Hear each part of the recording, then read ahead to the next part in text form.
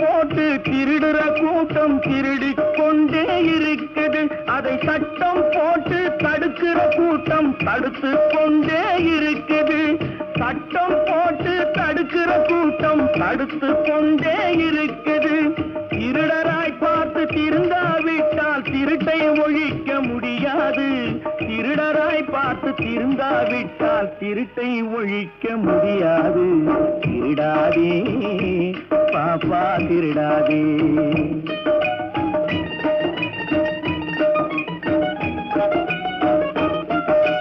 கொடுக்கிற காலம் நெருங்குவதால் இனி எடுக்கிற அவசியம் இருக்காது.